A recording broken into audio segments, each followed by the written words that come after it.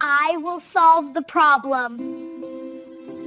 The billionaire CEO's laughter echoed through the boardroom as he pointed at the 8-year-old girl standing beside her mother's mop bucket. "Fix this and I'll give you $100 million, Dr. Harrison Blake announced to the crowd of investors, his voice dripping with mockery. 2 million viewers watched the live stream as the little girl stepped forward, her quiet confidence about to expose the incompetence of an entire empire. Welcome back, family. If you love great stories, you're in the right place. Don't forget to like, subscribe, and turn on the notification bell so you never miss a new upload. Let's jump right into today's story. Sensation table, his custom Italian shoes clicking against polished concrete. At 47, he'd built Mathker from a garage startup into a $12 billion titan of artificial intelligence. His face had graced the covers of Forbes, Time, and Wired. Presidents consulted him. Universities offered him honorary degrees he never bothered to accept. Now his empire was collapsing in real time, broadcast live to investors across 6 continents. "Someone explained to me," Blake said, his voice tight with controlled fury, "how every system we've deployed globally can fail simultaneously. 3 years of development. $14 billion in contracts. And we're down to watching error messages like helpless children." Dr. Yuki Tanaka, Mathker's chief technical officer and a Stanford graduate with 2 PhDs, looked up from her laptop. Dark circles shadowed her eyes. "We've run every diagnostic protocol. The code is clean on our end. This has to be external interference." "External interference?" Blake's laugh was sharp and humorless. "That's your explanation. We have quantum-level encryption. We have redundant security layers that would make the Pentagon jealous. And you're telling me someone just, what? Hacked us?" "The alternative is that our fundamental architecture is flawed," Yuki said quietly. "And that would mean? That would mean this entire room full of Ivy League geniuses somehow missed catastrophic errors in code that's been peer-reviewed 1,000 times. Blake's eyes swept across the assembled engineers. "Is that what you're suggesting?" Nobody answered. The live stream camera in the corner continued its silent recording. Investors were watching. Competitors were watching. The entire tech world was watching Mathker's very public meltdown. Blake pulled out his phone and checked the company's stock price. Down 42% in 3 hours. Billions evaporating with each passing minute. That's when he noticed her. A small figure stood near the back of the room, partially hidden behind a cleaning cart. She couldn't have been more than 8 years old, wearing a faded purple t-shirt and jeans that had been mended at the knees. Her hair was pulled back in a simple ponytail, and she was staring at the wall of error-filled screens with an intensity that seemed out of place for a child. Beside her, an older woman in a janitorial uniform was quietly trying to guide her toward the door. "Keisha, baby, we need to go. These people are in a meeting." Blake felt his frustration find a new target. How did a child get into a classified emergency session? His voice carried across the room, sharp with irritation. Who authorized bringing civilians into this building during a crisis? The woman, probably the girl's mother, looked mortified. "I'm so sorry, Dr. Blake. I'm Denise Williams from the night cleaning crew. There was a mix-up with the daycare schedule, and I had to bring my daughter to." "I don't care about your childcare problems," Blake interrupted. "This is a secure facility. We're dealing with a situation that could affect national security, and you brought your daughter to work." Denise's face flushed with shame. She moved to usher her daughter out faster, but the girl, Keisha, remained rooted in place, her eyes still fixed on the screens. "The loop is broken," Keisha said softly. The room fell silent. Blake turned to stare at the child. "What did you say?" Keisha finally looked away from the screens and met Blake's gaze with unsettling directness. "The loop. In the code. It's broken. That's why everything stopped." A few engineers exchanged glances. Someone in the back of the room actually laughed, a quick, nervous sound quickly suppressed. Blake felt something dangerous stirring in his chest. This day had been humiliating enough without being interrupted by a janitor's child spouting nonsense about coding. He walked slowly toward Keisha, his expression shifting into something that looked like a smile but carried no warmth. When he reached her, he crouched slightly, bringing himself closer to her eye level in a gesture that appeared friendly but felt condescending. "You know about loops?" Blake asked, his voice loud enough for everyone to hear. "You understand coding?" "My mom lets me use her laptop sometimes," Keisha said. "I watch programming tutorials." "Programming tutorials." Blake glanced back at the room of engineers, his eyebrows raised in theatrical disbelief. "Gentlemen and ladies, we have 50 people with advanced degrees in computer science, artificial intelligence, and quantum computing sitting in this room. We've spent years building these systems. But apparently, we should have just asked someone who watches YouTube videos." Laughter rippled through the tension, not genuine amusement, but the kind of release that comes from shared discomfort. Denise stepped forward, her voice small. "Dr. Blake, please. We're leaving right now. I apologize for." "No, no." Blake held up a hand, his eyes never leaving Keisha. The idea forming in his mind was petty and cruel, but the anger and humiliation of the past 3 hours demanded some kind of outlet. "I want to hear what the young expert has to say." He straightened to his full height and addressed the room, his voice projecting to both the live engineers and the live stream audience. "Ladies and gentlemen, I'm about to make an offer. This child, what's your name, sweetheart?" "Keisha Williams." "Keisha Williams believes she knows what's wrong with our systems. Something about a broken loop." Blake's tone made it clear what he thought of this assessment. "So here's my proposal, made publicly and on record, Keisha, if you can fix what none of these brilliant engineers can fix, I will personally write you a check for $100 million. The room erupted in startled murmurs. Yuki stood up. "Harrison, this isn't." $100 million, Blake repeated, louder. "Cash.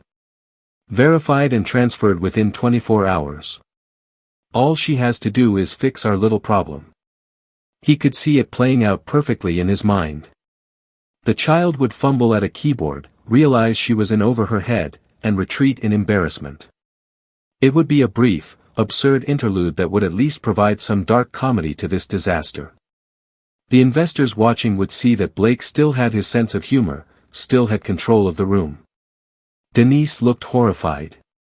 "Dr. Blake, my daughter doesn't need to be part of whatever this is. We'll just—" "It's okay, Mom," Keisha said quietly.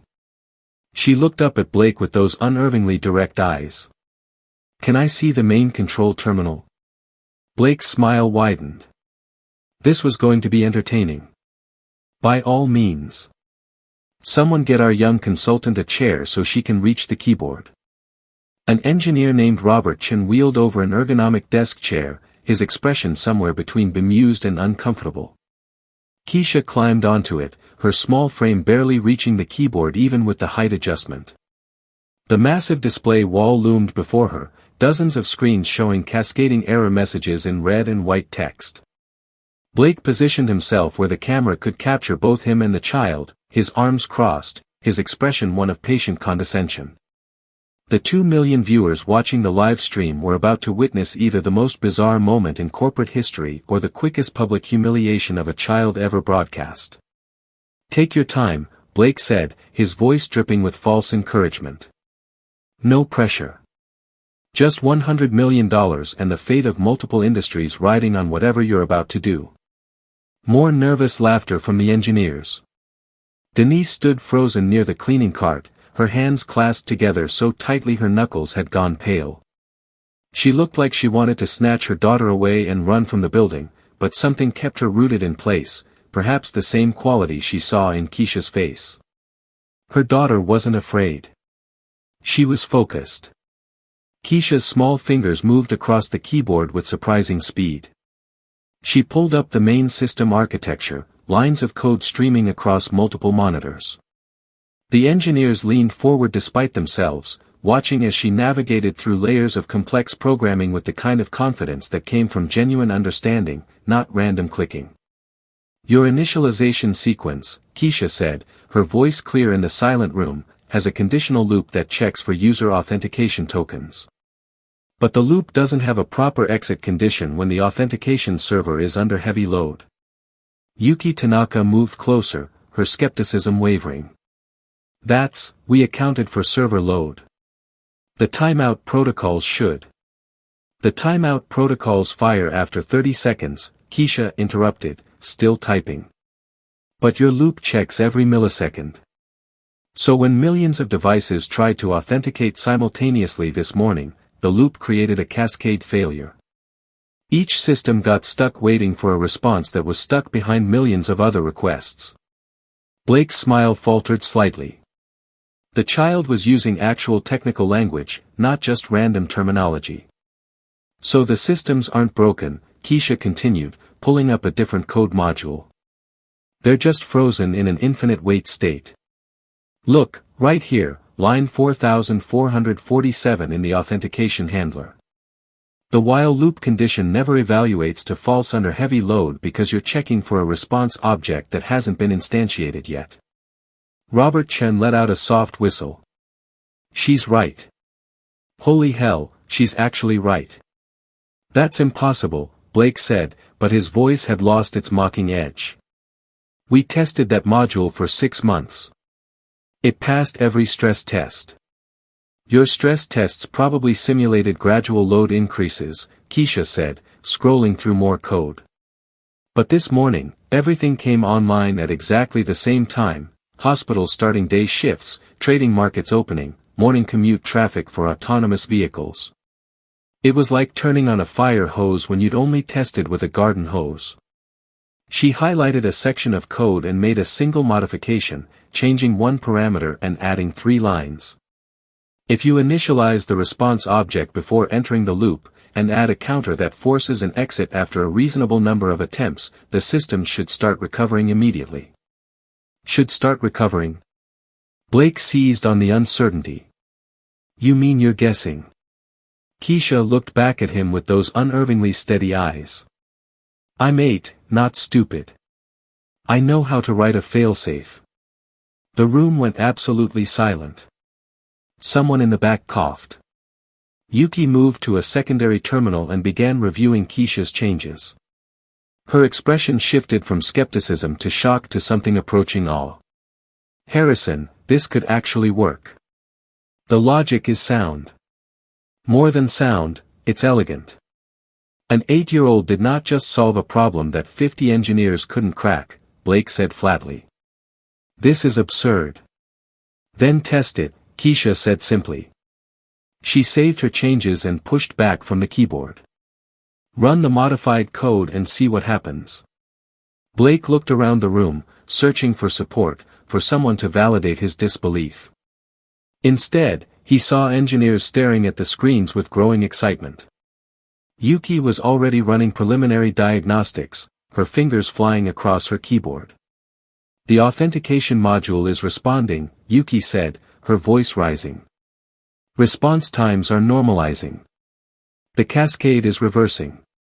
On the wall of screens, red error messages began disappearing, replaced by green status indicators.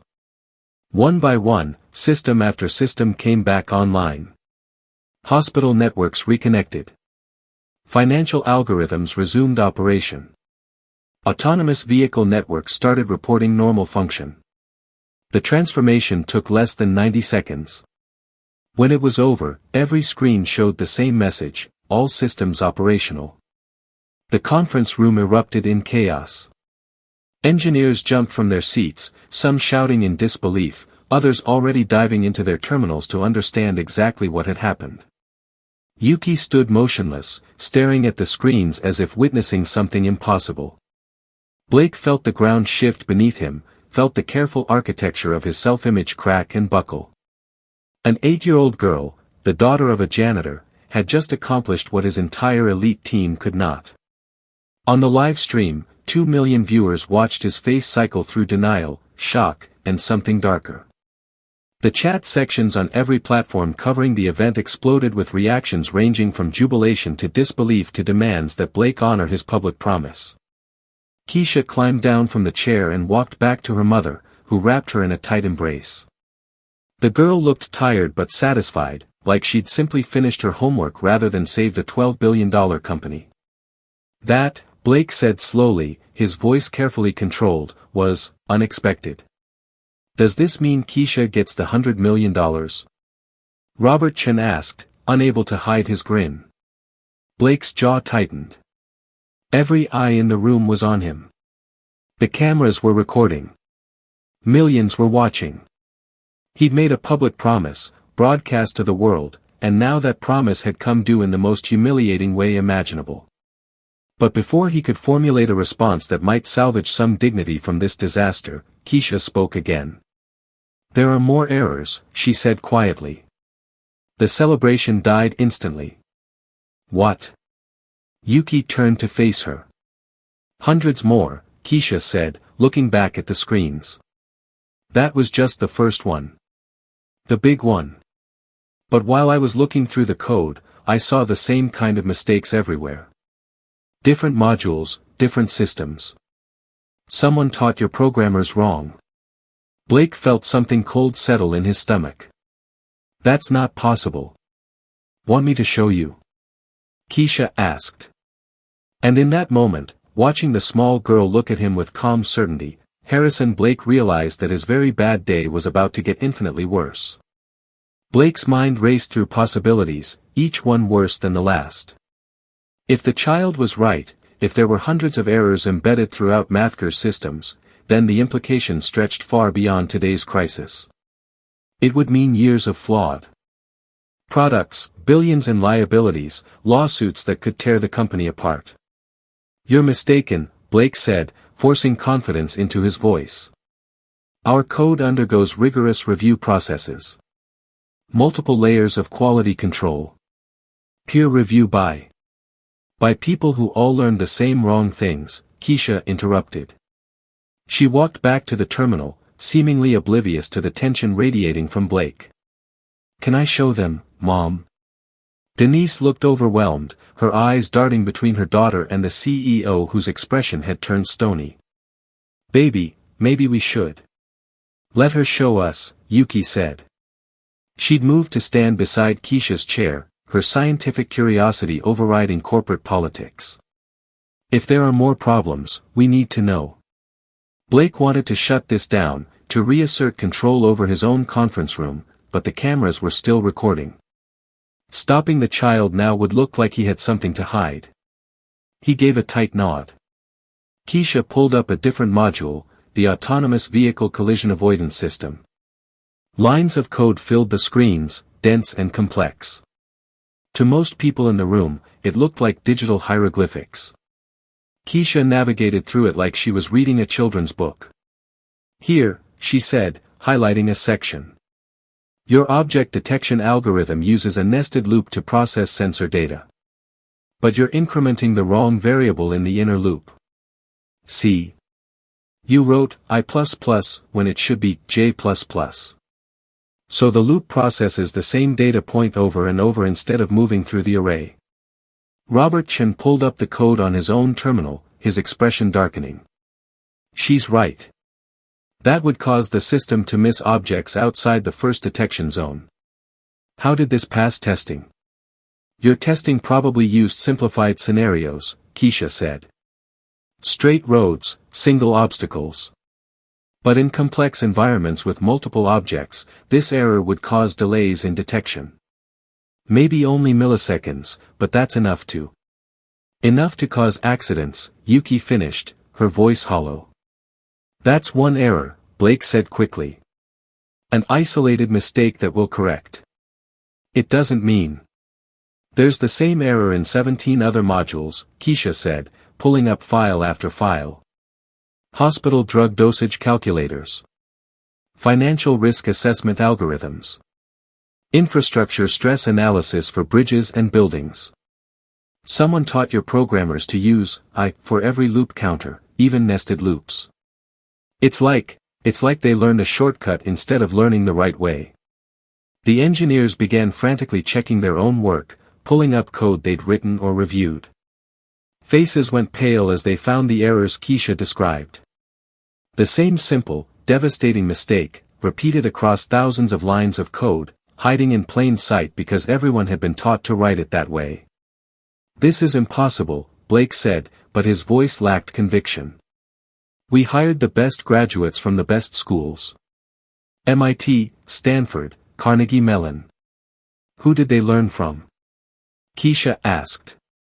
She pulled up a training document from Mathker's internal database. Apparently, she'd been browsing the system while fixing the authentication loop. "This is your company's official coding standards document. Right here, in the examples section, every nested loop uses I as the counter variable. You've been training people wrong for years." Yuki sank into a chair, her hand over her mouth. "The certification program. We developed it in-house to ensure consistency across all our teams. Every programmer who works here goes through it. We've trained over 3,000 engineers using those materials. 3,000 people writing the same mistakes into critical systems," Robert said quietly. "Autonomous vehicles. Medical equipment. Financial infrastructure. All of it compromised by something we could have caught with a basic code review if we hadn't been trained to see it as normal." Blake felt control slipping away like water through his fingers. This wasn't just a bad day anymore. This was an extinction-level event for Mathker. The lawsuits alone would be catastrophic.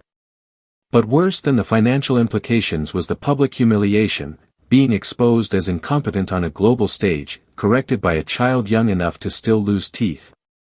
"We'll need to audit everything," Yuki said, already shifting into crisis management mode. "Every system, every line of code. Cross-reference with incident reports, near misses, unexplained errors. This could take months. Or a few hours," Keisha said.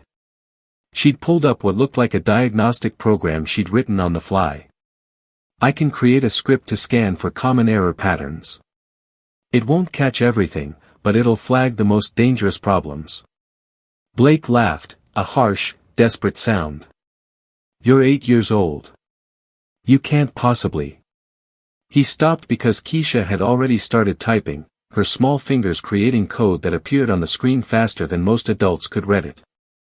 She was writing in multiple languages simultaneously, creating a diagnostic framework that incorporated machine learning principles to identify not just the specific errors she'd found but similar patterns of flawed logic. The engineers watched in stunned silence. Some of them had spent years earning advanced degrees, studying under renowned professors, publishing papers in prestigious journals. And here was a child, writing code that demonstrated an intuitive grasp of programming that couldn't be taught, it simply existed in her, natural as breathing. "How long have you been coding?" Yuki asked softly. "Since I was 5, Keisha said, not looking up from the screen. My mom got a laptop from a thrift store. It had some programming software already installed. I got bored one day and started playing with it." 3 years, Robert said. "She's been coding for 3 years and she's already better than most of our senior engineers." "She got lucky," Blake snapped. "She happened to notice a few errors and now everyone's acting like she's some kind of prodigy. This is ridiculous. We're a $12 billion company. We don't need help from a child." "Then you don't want me to finish this?" Keisha asked, her hands hovering over the keyboard. The diagnostic program was half complete, already showing preliminary results. Red flags were appearing across multiple systems, each one representing a potentially catastrophic flaw. Blake opened his mouth, then closed it. He was trapped. If he told her to stop, he'd look like he was hiding problems. If he let her continue, she'd keep exposing the rot at Mathker's foundation. Either choice meant humiliation. The decision was made for him when one of the screens flashed a priority alert. A hospital in Detroit was reporting that their AI-assisted surgical system had nearly administered a lethal dose of anesthesia. The system had caught the error at the last second, but the near miss had triggered automatic safety protocols and a mandatory investigation. That's the dosage calculator module, Keisha said quietly. The one with the loop error. If I'd been slower, if we'd waited to fix these problems. She didn't finish the sentence. She didn't need to. Blake stared at the alert, imagining the headlines, Mathker's faulty AI nearly kills patient. He imagined the stock price plummeting further, the lawsuits multiplying, the criminal investigations that would follow. And underlying all of it, the knowledge that a child had tried to warn him and he'd been too proud to listen. Finish the diagnostic, he said finally, the words tasting like ash. Keisha nodded and resumed typing. Within 20 minutes, she'd completed a comprehensive scanning program that began immediately analyzing Mathker's entire codebase. Results started populating on the screens, hundreds of errors, just as she'd predicted. Some minor, some catastrophic, all of them lurking like landmines throughout the company's systems. The conference room had gone silent except for the soft clicking of keyboards and the occasional sharp intake of breath as another critical flaw was discovered. Blake stood motionless, watching his empire crumble one error message at a time.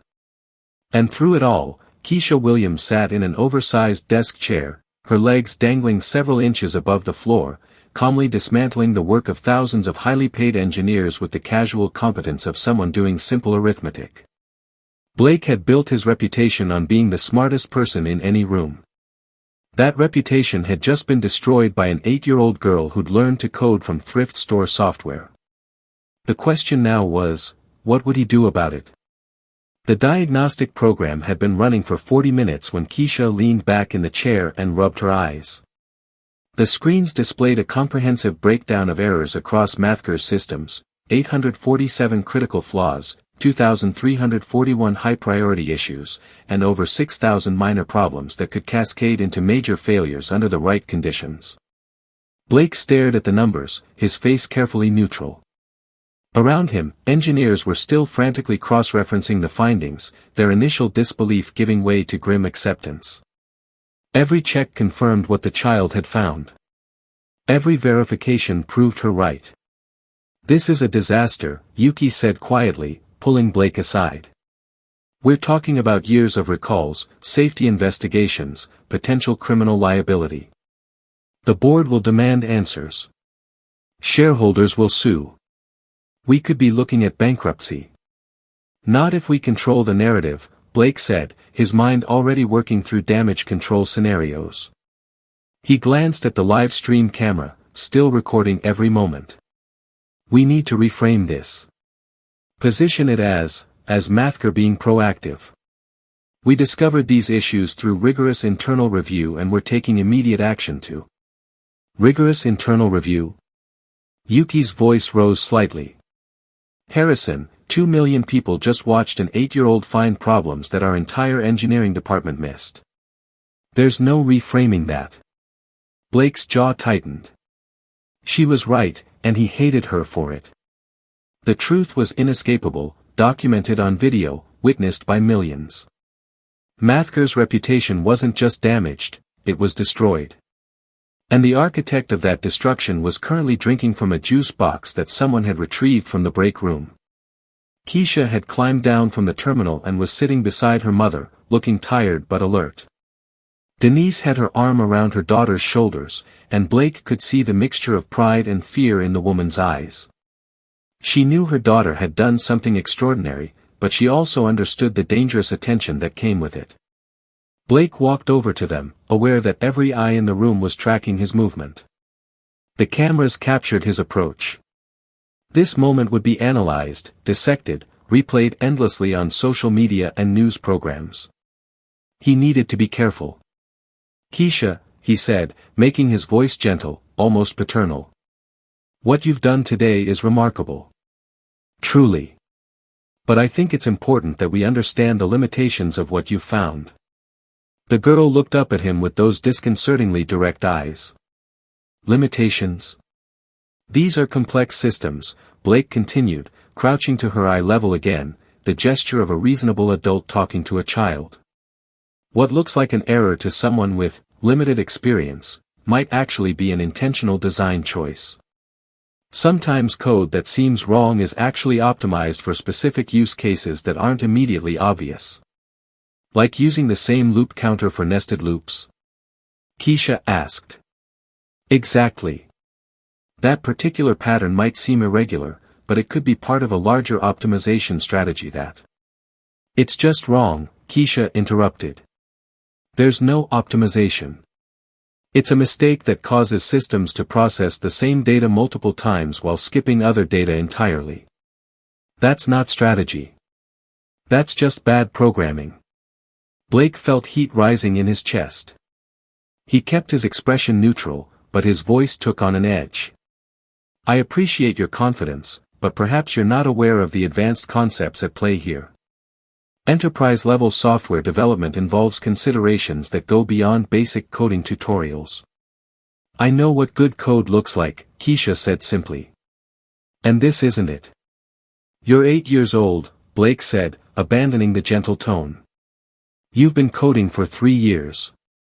The engineers in this room have decades of combined experience, advanced degrees from the world's top universities, and they've all reviewed this code extensively. Are you suggesting they're all wrong and you're right? Yes, Keisha said. The single word hung in the air like a gunshot. Robert Chen made a sound that might have been a suppressed laugh. Yuki was staring at Keisha with something approaching awe.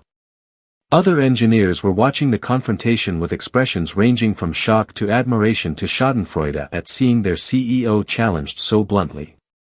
Blake stood up, his patience exhausted. This is absurd.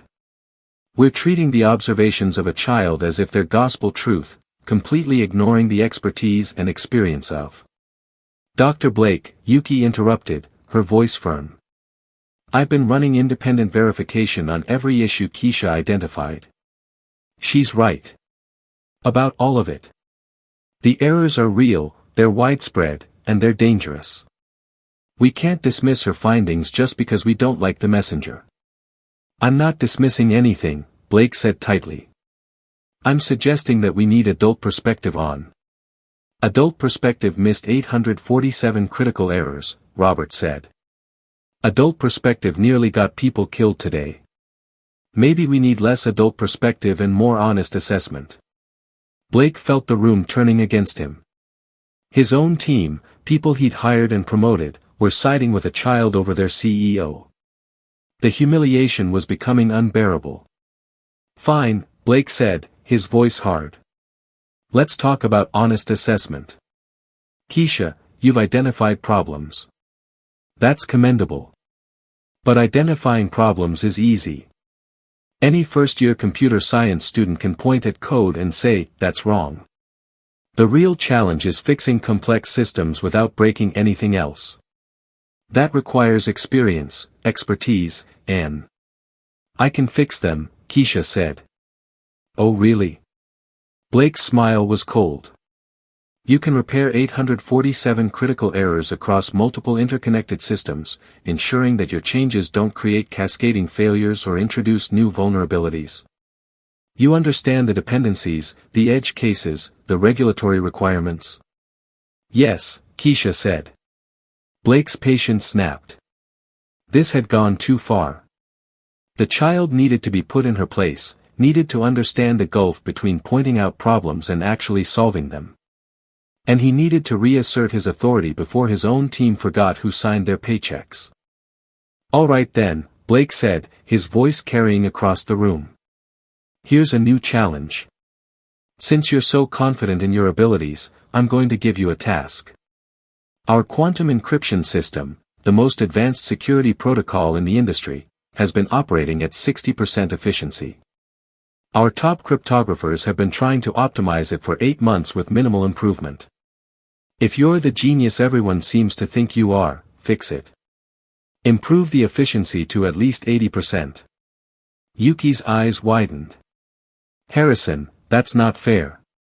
The quantum encryption system is something we pay PhDs $500,000 a year to work on, Blake finished. But apparently, we should have just hired an 8-year-old instead.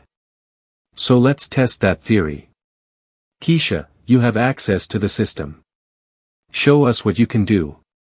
He was calling her bluff, pushing her into territory where she'd have to admit defeat.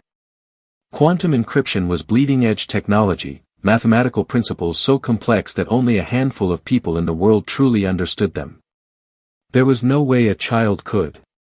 Keisha was already climbing back into the chair. "Baby, you don't have to do this," Denise said softly. "It's okay, Mom," Keisha replied. She pulled up the quantum encryption module, thousands of lines of advanced cryptographic code filling the screens. Blake watched her scan through it, expecting confusion, hesitation, the first signs that she'd bitten off more than she could chew. Instead, after less than 2 minutes, Keisha's face brightened with recognition. "Oh," she said. "I see the problem." Blake's stomach dropped. "You're using the wrong operator in the entropy calculation," Keisha said, her fingers already moving across the keyboard. "You have a division symbol where you need a modulo operator. It's making the encryption patterns predictable, which reduces efficiency and creates security vulnerabilities." She made a single change, one character, replacing / with %, and ran a simulation. The efficiency rating climbed from 60% to 94% in seconds. The room erupted in chaos again, but Blake barely heard it. He was staring at the screen, at the single symbol change that had accomplished what his team couldn't do in 8 months. A change so simple, so obvious in hindsight, that its existence mocked every expert he'd ever hired. Keisha looked back at him, and for the first time, there was something other than calm confidence in her expression. There was pity. "Sometimes," she said quietly, "the hardest problems have the easiest solutions. You just have to be willing to see them." Blake stood frozen, aware that this moment was being broadcast worldwide, aware that he'd just been humiliated beyond recovery by a child a third his age. And the worst part was knowing she was right. The conference room had transformed from a crisis center into something resembling a carnival. Engineers crowded around Keisha's terminal, peppering her with questions about the quantum encryption fix. Someone had ordered pizza. Robert Chen was already drafting a press release. The energy had shifted from panic to euphoria, and at the center of it all sat an 8-year-old girl calmly explaining advanced cryptographic concepts while eating a slice of pepperoni.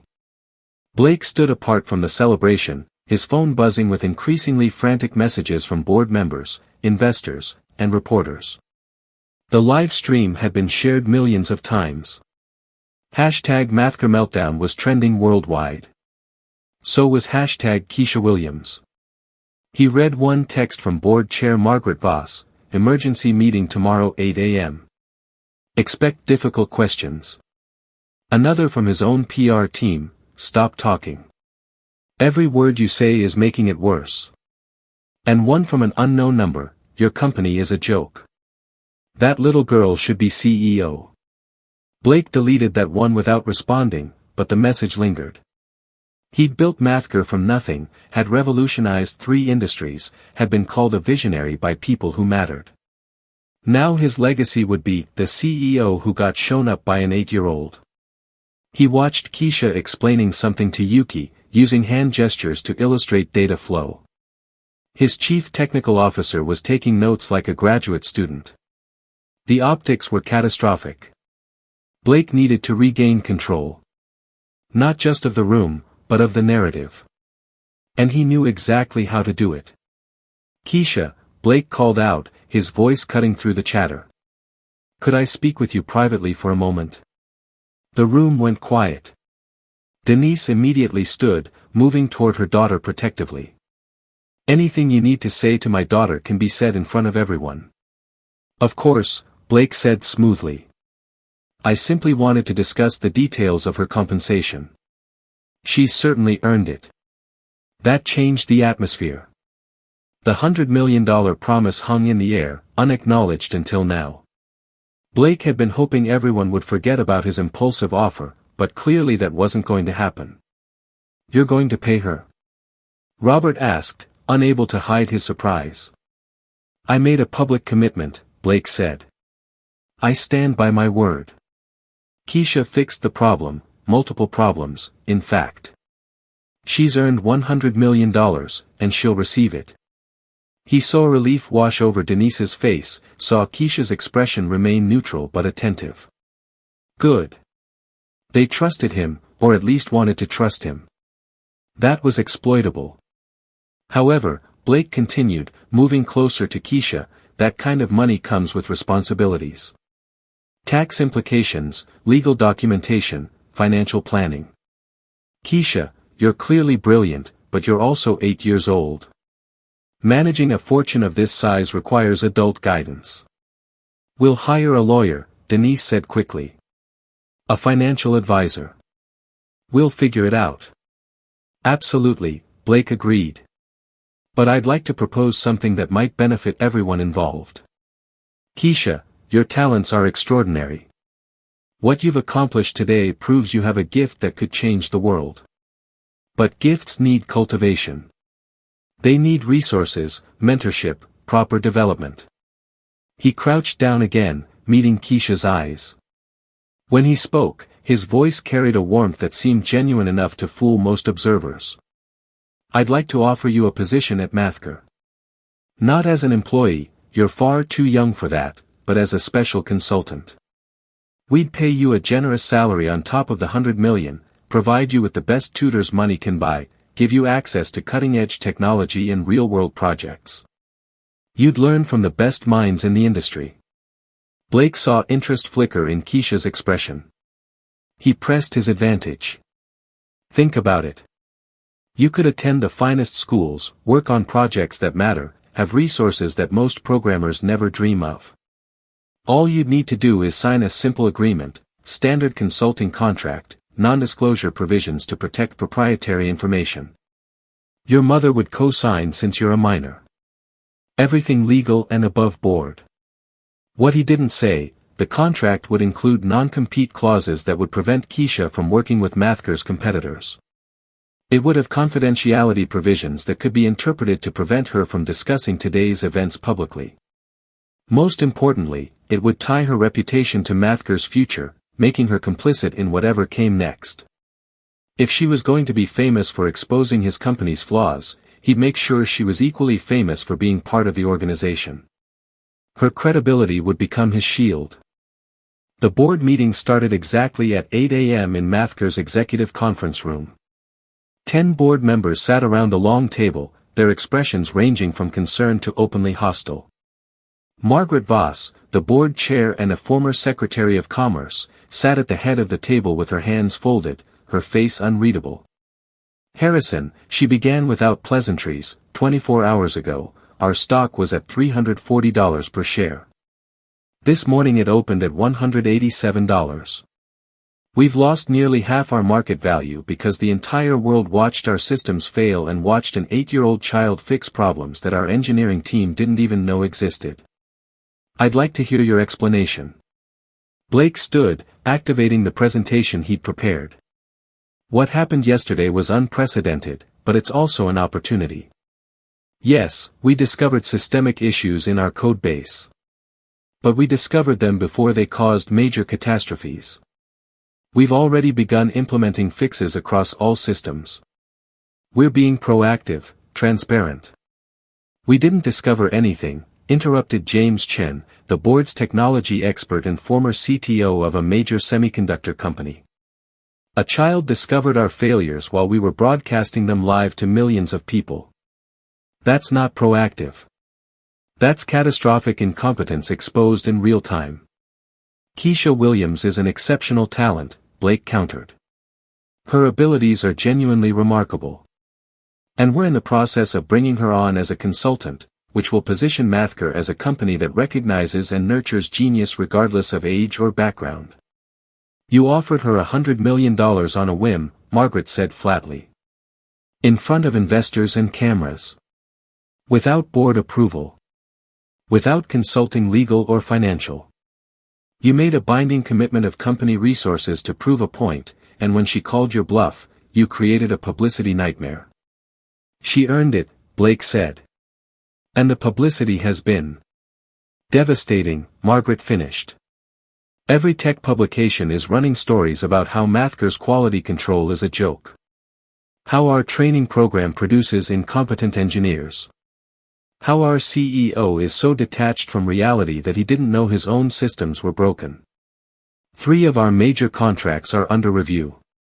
The Department of Defense is launching an investigation into our security protocols. The SEC is asking questions about whether we've been knowingly selling faulty products. This isn't publicity, Harrison. This is an existential crisis.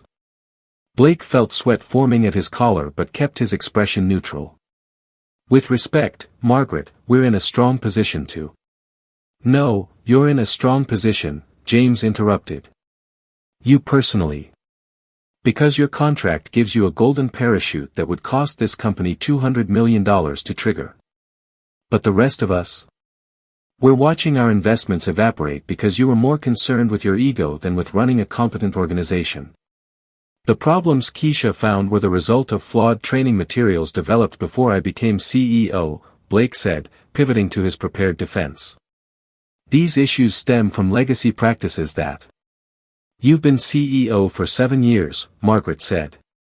You personally approved the training certification program 3 years ago. You signed off on the materials. Your signature is on the documentation, Harrison. This isn't legacy failure. This is your failure. The room fell silent. Blake felt the ground crumbling beneath him but refused to show weakness. I take full responsibility for the oversight. But the path forward is clear. We implement comprehensive reforms, we leverage Keisha's insights to rebuild our systems, and we position Mathker as a company that learns from its mistakes. Where is Keisha Williams now? Asked Sandra Okoye, the board's financial expert. At home, presumably. She has school. Have you secured her consulting agreement? We're finalizing the terms. Her mother is reviewing the offer. So the one person who actually understands what's wrong with our systems, the person whose credibility could help salvage this disaster, isn't under contract and could walk away at any moment, Sandra said. Or worse, she could go to a competitor and tell them exactly how broken we are. Blake hadn't considered that possibility. The thought of Keisha working for someone else, using her knowledge of Mathker's flaws against them, made his stomach clench. She's 8 years old. She's not going to. She's 8 years old and she's already smarter than everyone in this building, James said. Don't underestimate her, Harrison. You've already made that mistake once. Margaret cleared her throat. The board needs to discuss the leadership situation. Harrison, you're excused. Blake felt ice in his veins. Excused? We need to have a private conversation about the future of this company. You'll be notified of our decision. You can't be serious. I built Mathker from. You built it, and you nearly destroyed it, Margaret said, her voice hard. Now please leave so we can determine if there's anything left to save. Blake stood frozen, unable to believe what was happening. He was being dismissed from his own board meeting, shut out of decisions about his own company. The humiliation of yesterday was being compounded by something worse, the very real possibility that he was about to lose everything. He walked out with as much dignity as he could muster, ignoring the sympathetic looks from his assistant and the whispers that followed him down the hallway. In his office, he slammed the door hard enough to rattle the glass walls. His phone buzzed with a text from Thomas, media requesting comment on board meeting. What should I tell them? Blake didn't respond. Instead, he pulled up Keisha's contact information, her mother's number, which had been added to the company database yesterday.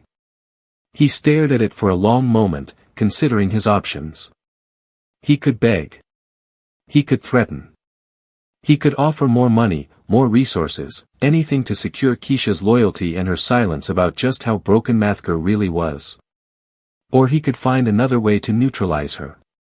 Blake's finger hovered over the call button. Before he could decide, his office door opened without warning. Margaret Voss walked in, her expression grave. The board has reached a decision, she said. Effective immediately, you're being placed on administrative leave pending a full investigation into Mathker's quality control failures and your role in them. You'll retain your title but surrender operational authority to an interim CEO.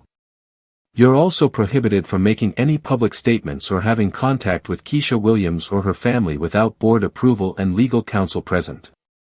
Blake stared at her, the words not quite processing. You're removing me from my own company. We're protecting the company from further damage, Margaret corrected. If the investigation clears you, you'll be reinstated. If not.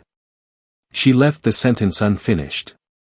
After she left, Blake sat alone in his office, surrounded by awards and accolades that suddenly felt meaningless. Through the window, he could see the city waking up, people going about their lives, completely unaware that his world had just collapsed. And somewhere out there, an 8-year-old girl was probably eating breakfast and getting ready for school, completely unaware of the chaos she'd created. Or maybe she knew exactly what she'd done. Blake picked up his phone and pulled up the live stream footage from yesterday, watching himself mock Keisha, watching the moment when she'd proven him wrong, watching his empire crumble in real time. He watched it 3 times, studying every detail, every expression on her face. And he began to plan.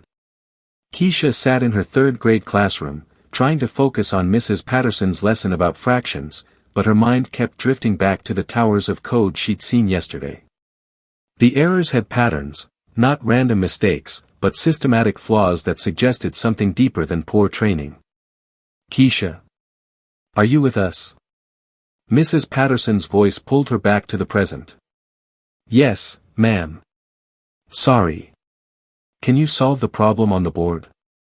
Keisha glanced at the equation, 3/4 plus 5/8, and provided the answer automatically. 1 3/8. Correct. But please try to stay focused.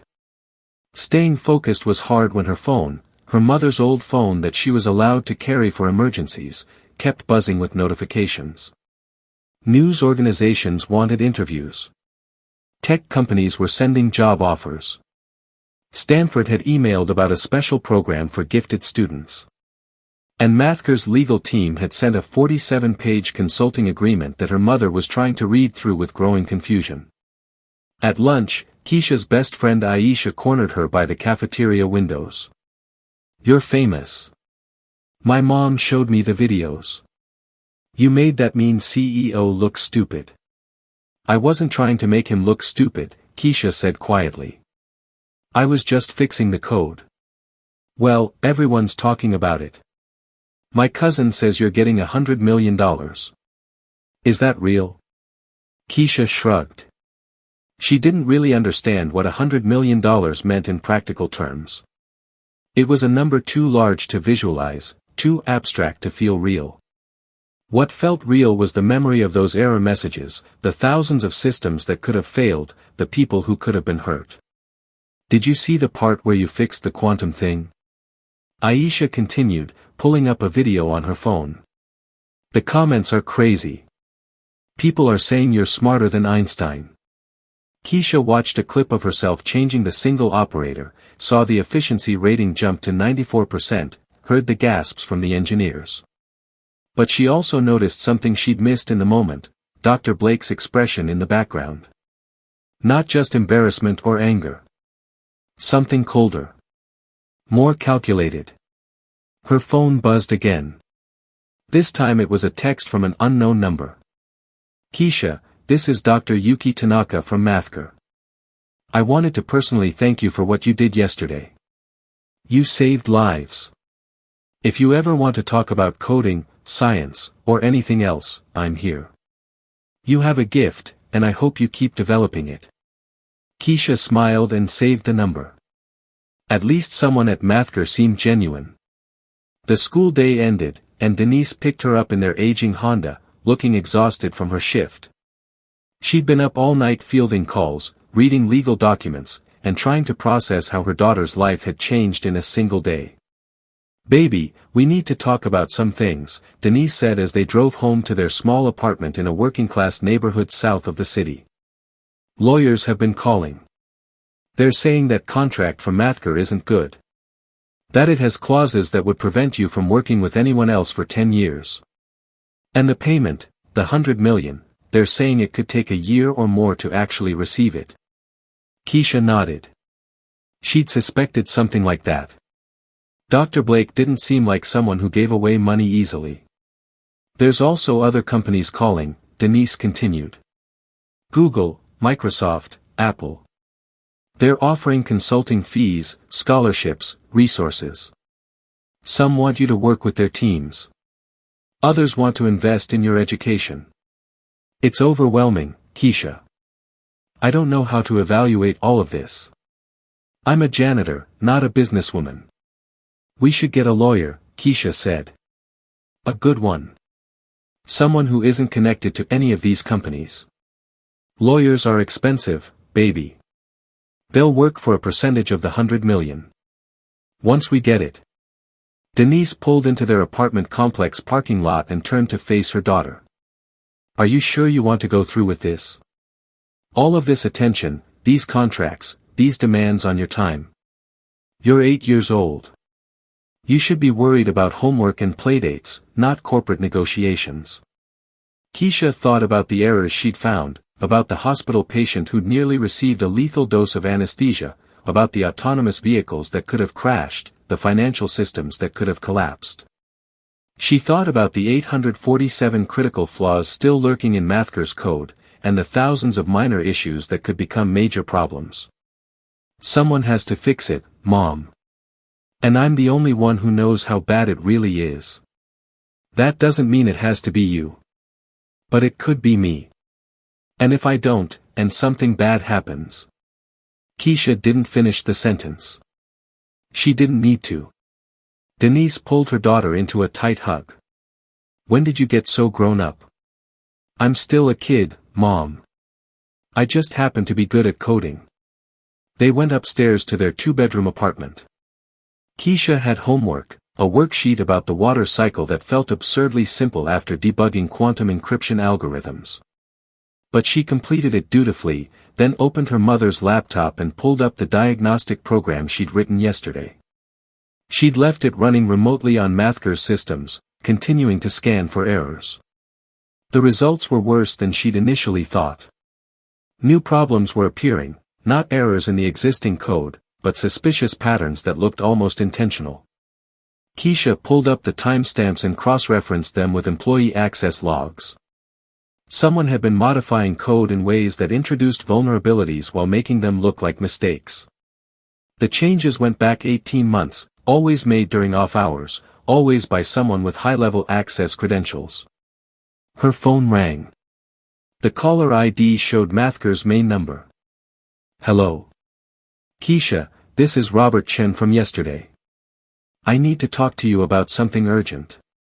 Are you somewhere private? Keisha glanced at her mother, who was cooking dinner in their small kitchen. Hold on.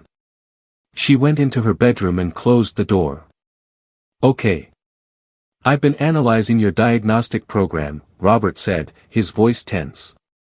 You were right about the training materials creating systematic errors. But I found something else. Some of the bugs don't match the pattern. They look deliberately planted. I know, Keisha said. I've been looking at the same thing. Someone's been sabotaging the systems for over a year. Jesus. You're sure? The timestamp patterns are too consistent. Always between 2 and 4 a.m. Always using an administrative override that bypasses normal change tracking. And the vulnerabilities all create security backdoors that could allow external access to Mathker's systems. Robert was quiet for a long moment. Who else knows about this? Just you, now. I wanted to verify it before saying anything. Keisha, if you're right about this, and I think you are, we're talking about corporate espionage, maybe international cybercrime. This goes way beyond bad training materials. Someone's been deliberately compromising our systems, and they've had access to everything. Hospital records, financial data, autonomous vehicle controls, classified defense projects. This is a national security issue. Keisha felt a chill run down her spine. She'd thought she was just fixing coding errors. Now she was uncovering what might be criminal conspiracy. What should I do? She asked. Don't do anything yet. Don't tell anyone else, not even your mother. I'm going to contact some people I trust, former colleagues who work in cybersecurity. We need to document everything before whoever's behind this realizes we know. What about Dr. Blake? Robert hesitated. What about him? The administrative override that was used, it's high-level access. Only a few people at Mathker would have those credentials. You think Blake is involved? I don't know. But he was really eager to get me to sign that consulting contract. And he's been trying to delay the payment. It's like he wants to control what I can say. Or he's just an arrogant CEO protecting his reputation, Robert said. But either way, we need to be careful. If Blake is involved, confronting him directly could be dangerous. If he's not involved but we accuse him, it could destroy what's left of his credibility and we lose access to investigating from inside the company. So what do we do? Keep analyzing the data. Document everything. I'll reach out to my contacts. And Keisha? Be careful who you trust. Someone at Mathker has been running this operation for 18 months without getting caught. They're smart, they're connected, and they're not going to be happy about you exposing them. After the call ended, Keisha sat on her bed, her laptop open, staring at the evidence of systematic sabotage. She'd wanted to help fix mistakes. Instead, she'd stumbled into something far more dangerous. Her mother called her for dinner, and Keisha closed the laptop, forcing a smile as she joined her at their small dining table. But her mind was racing, connecting patterns, analyzing possibilities, understanding for the first time that solving problems sometimes meant uncovering secrets that powerful people wanted to keep hidden. And somewhere in Seattle, in a high-rise office or a suburban home or maybe in another country entirely, someone was watching the news coverage of the 8-year-old genius who'd exposed Mathker's flaws. And they were starting to worry about what else she might find. 3 days after the initial crisis, Keisha was back at Mathker, not because she'd signed the consulting agreement, but because Robert Chen had convinced the interim CEO that they needed her help investigating what he diplomatically called irregularities in the codebase. The interim CEO was a woman named Patricia Moreno, a former federal prosecutor who'd been brought in by the board to clean up the mess.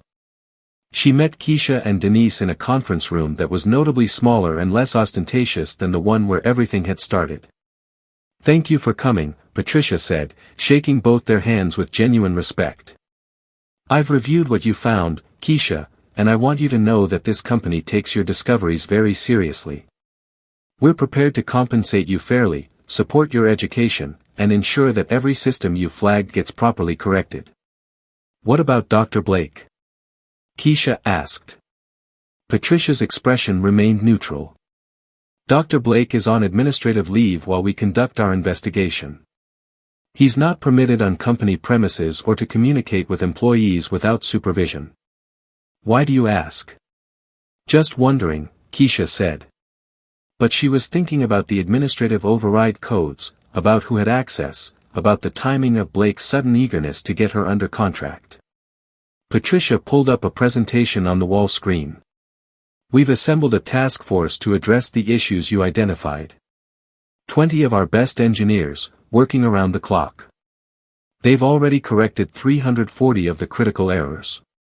But they're running into problems with some of the more complex systems, and they wanted your insight." For the next 2 hours, Keisha worked with the engineering team, explaining her diagnostic methods, walking them through the logic of her fixes, and identifying additional problems that her initial scan had missed. The engineers treated her with a mixture of awe and professional respect that felt surreal, adults with decades of experience asking an 8-year-old for guidance. During a break, Dr. Yuki Tanaka pulled Keisha aside. "Can I show you something privately?" she asked, glancing around to ensure they weren't overheard. They went to a small office that Yuki had been using. She closed the door and pulled up a file on her computer. "I've been doing my own analysis of the code anomalies. The sabotage patterns you and Robert identified. I found something disturbing." The screen showed a complex network diagram with highlighted nodes. "These are the systems that were compromised. At first, it looks random, different departments, different functions, different security levels. But when you map them by data flow rather than organizational structure, you see something else. Keisha studied the diagram. They all connect to the central data repository. Exactly. Every compromised system has access to our master database, customer information, proprietary algorithms, classified government projects, everything. And the backdoors that were planted? They all funnel data to the same external server cluster. Where? That's the problem. The routing is sophisticated, bouncing through multiple countries, using encrypted channels, hiding behind legitimate traffic patterns. But I managed to trace the ultimate destination. Yuki pulled up another screen. The data is being collected at a server farm in Romania. But the ownership is buried under shell companies. It took me 2 days to follow the chain. She showed Keisha a corporate structure diagram that looked like a spider web. At the center, after following 6 layers of holding companies, was a name that made Keisha's stomach drop. Blake Holdings, LLC, Yuki said quietly. Harrison Blake's private investment company. He's been stealing his own company's data for 18 months. Why would he do that? Keisha asked. He's already rich. He owns a huge share of Mathker. I've been asking myself the same question. Then I looked at his stock transactions. Yuki pulled up trading records. For the past year, Blake has been slowly selling his Mathker shares while simultaneously buying massive positions in 3 of our biggest competitors. He's been betting against his own company while sabotaging it from the inside. Keisha felt pieces clicking into place. He was going to let Mathker fail, blame it on external hackers or incompetent employees, then use the stolen data to help competitors build better products. He'd profit from Mathker's collapse and from his investments in the companies that replaced it. That's my theory. But proving it is complicated. The evidence is strong but circumstantial. Blake's lawyers will argue that the shell companies are coincidence, that someone else must have used his credentials, that he's being framed. Unless we catch him actively accessing the back doors, Keisha said. Yuki looked at her with surprise. How would we do that? Keisha thought for a moment, her mind racing through possibilities. The back doors are still active, right? You haven't closed them. We've been monitoring them, but we haven't shut them down yet. Patricia wanted to see if anyone tried to use them so we could trace the connection. So we give them a reason to use them. We announce publicly that Mathker has developed a breakthrough technology, something valuable enough that Blake would want to steal it immediately. When he tries to access the system to get the data, we trace the connection in real time and prove he's behind the sabotage. Yuki stared at her. That's actually brilliant. But what technology would be valuable enough to make him take that risk? Keisha smiled. We tell him I've developed a new AI architecture that solves the problems with his old systems. Something revolutionary that could save Mathker and destroy his investments in the competition. We make it irresistible. He'll be suspicious. He knows you're smart enough to set a trap. Which is why we make it look like we're not trying to trap him. We hold a press conference, announce it publicly, make it seem like Patricia is trying to restore investor confidence. Blake will think he's just stealing data like he's been doing for months. He won't realize we're watching. Yuki was quiet for a long moment, considering the plan. This could work. But it's risky. If Blake realizes what we're doing, he could destroy evidence, flee the country, or come after you legally or worse. You're 8 years old, Keisha. This isn't just about code anymore. This is about taking down a powerful man who's already shown he's willing to commit crimes for profit. He already tried to control me with that contract, Keisha said. He was going to use the money to keep me quiet, to make me part of the problem. I can't just walk away knowing what he did. Before Yuki could respond, there was a knock on the door. Robert Chen stuck his head in, his expression urgent. We have a problem. Blake just posted on social media. They pulled up Blake's verified account. He'd posted 10 minutes ago. After careful reflection, I've decided to step down as CEO of Mathker Industries. The company I built has been compromised by incompetent leadership and external interference. I can no longer stand by while my life's work is destroyed by those who don't understand what we've built. I'm exploring new ventures and will have exciting announcements soon. To my loyal team, the best is yet to come. He's running, Robert said. He knows we're getting close to something and he's cutting his losses. Keisha felt panic rising. If Blake disappeared, they'd never prove what he'd done. The investigation would stall, the evidence would be disputed, and he'd walk away with stolen data worth billions. We need to move faster, Keisha said. How quickly can we set up the press conference? Today, Yuki said, making a decision. I'll talk to Patricia. If we announce the breakthrough technology today, Blake won't have time to prepare. He'll have to act immediately or lose the opportunity. What if he doesn't take the bait? Robert asked. Keisha pulled up her laptop and started typing. Then we make the bait too good to resist. I'm going to create a fake technical document describing the new AI architecture. Something that looks real enough to fool his technical advisors but with enough specific details that he'll believe he needs to steal it before Mathker can patent it. Can you do that convincingly? Keisha looked up at them with a slight smile.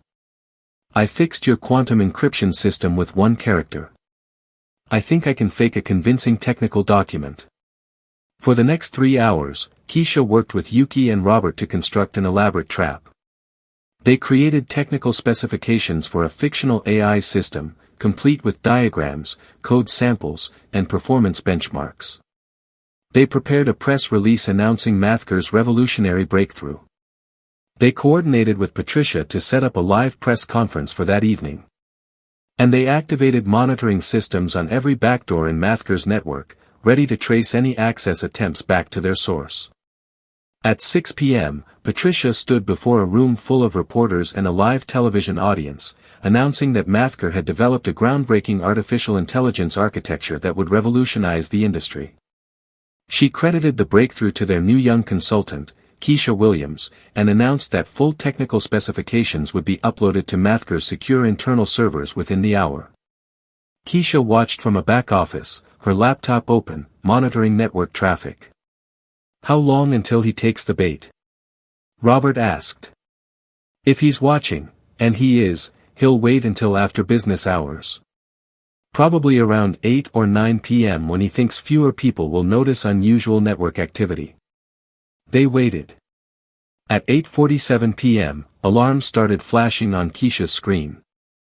Someone's accessing the backdoor in the R&D database, she said, her fingers flying across the keyboard. They're downloading the technical specifications.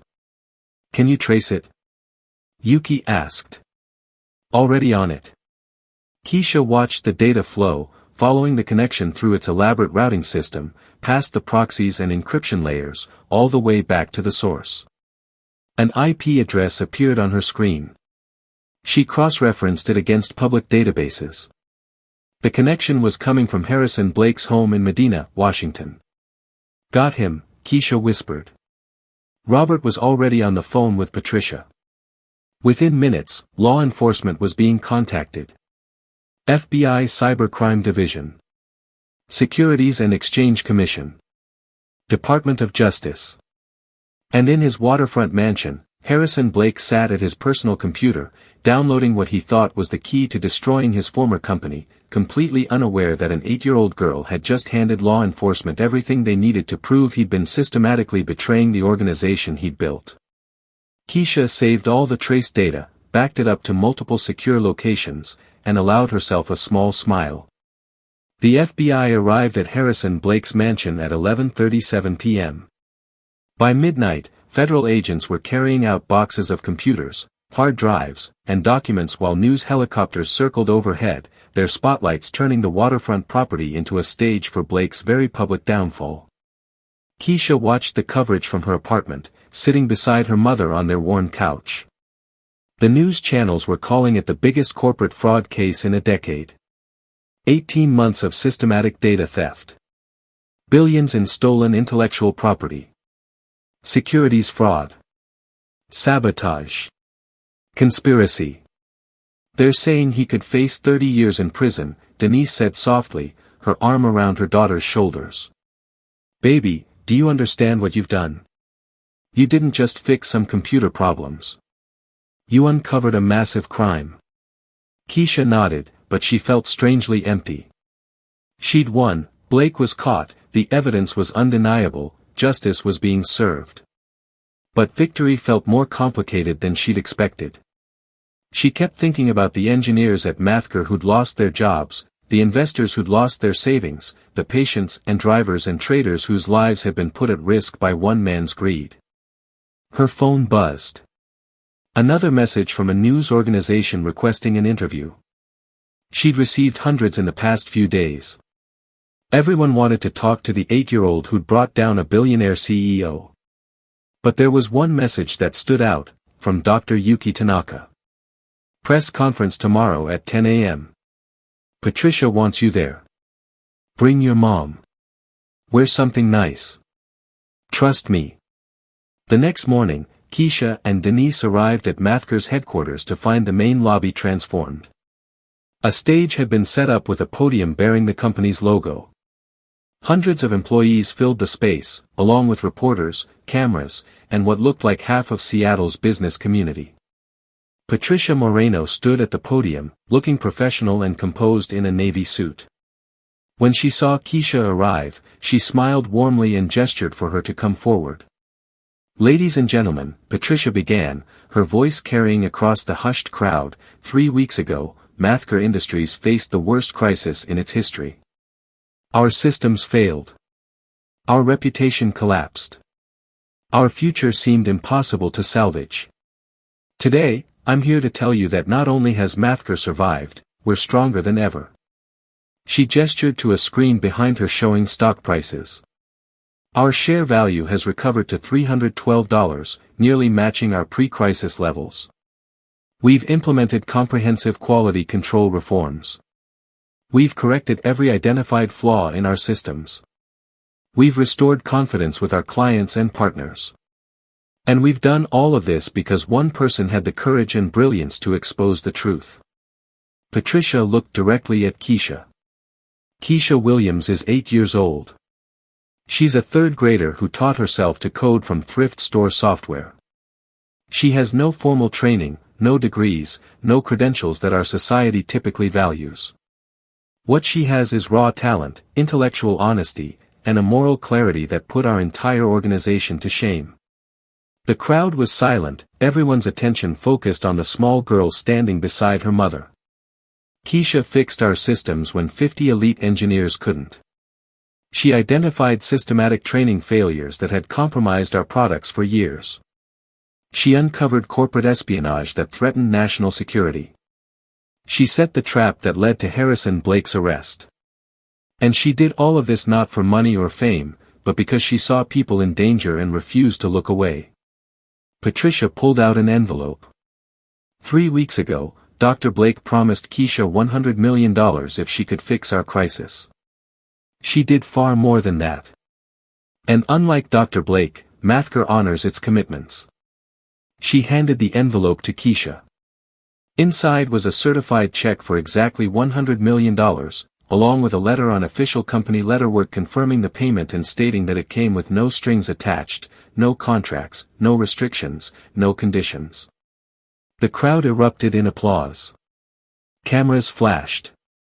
Keisha stared at the check, at the number that still didn't feel quite real, while her mother's hand tightened on her shoulder. But we're not done, Patricia continued once the applause died down. Keisha, on behalf of Mathker's board of directors, I'd like to offer you a position as Chief Innovation Advisor. This isn't a consulting gig with hidden clauses. It's a real role with real authority. You'd work with our engineering teams on your own schedule, compatible with school and your childhood. You'd have final say on all quality control processes. You'd help us rebuild our training programs. And you'd be compensated fairly, $2 million per year, plus full scholarship funds for any educational institution you choose, whenever you choose to attend. She paused, letting that sink in. You'd also have veto power over any decision that compromises system safety or integrity. Not many 8-year-olds get to tell a Fortune 500 company what to do, but you've earned it. What do you say? Keisha looked up at her mother, who had tears streaming down her face. Then she looked at the crowd of engineers, many of whom she'd worked with over the past 3 weeks. People who'd initially doubted her but now treated her with genuine respect. Can I ask some questions first? Keisha said into the microphone Patricia offered. Of course. What happened to the engineers who made the mistakes? The ones who were trained wrong. Patricia smiled like she'd been hoping for that question. We're retraining everyone using new materials that were developed with input from several independent institutions. No one lost their job because of the initial errors, those were our fault as an organization, not theirs as individuals. Several engineers, including Robert Chen and Dr. Tanaka, have been promoted to new positions overseeing quality control. What about the people who were affected by the faulty systems? The hospital patients, the autonomous vehicle users, everyone who was put at risk?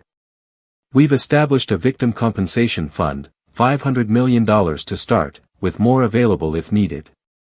We're conducting outreach to identify anyone who was harmed and ensuring they're taken care of. We're also implementing real-time monitoring systems to catch problems before they cause damage. Systems that, I should mention, are based on diagnostic frameworks you created. Keisha nodded slowly. And my mom? She's been a janitor here for 6 years. She works night shifts, weekends, holidays. She raised me by herself while cleaning offices for people who never learned her name. The crowd shifted uncomfortably. Denise tried to pull Keisha back, whispering, "Baby, you don't have to." But Keisha continued. If I'm going to be Chief Innovation Advisor, I want my mom to be taken care of too. Not because of me, but because she's been a good employee who deserves better than night shifts and minimum wage. Patricia's smile widened. Denise Williams, how would you feel about a position in Mathker's Facilities Management Department? Day shift, full benefits, salary commensurate with your experience and the value you bring to this organization? Denise couldn't speak. She just nodded, tears flowing freely now. Then it's settled, Patricia said. Pending your acceptance, of course. Keisha thought about everything that had happened, the humiliation in front of millions, the discovery of massive fraud, the dangerous game of cat and mouse with a man who'd been willing to sabotage his own company for profit. She thought about the 847 errors she'd found, the lives she'd saved, the systems she'd fixed. But mostly she thought about what Dr. Blake had said in that first meeting, "You're 8 years old. You've been coding for 3 years. Are you suggesting they're all wrong and you're right?" Yes. That's exactly what she'd been suggesting. I accept, Keisha said clearly. But I have one more condition. Name it. I want Mathker to create a scholarship program for kids like me.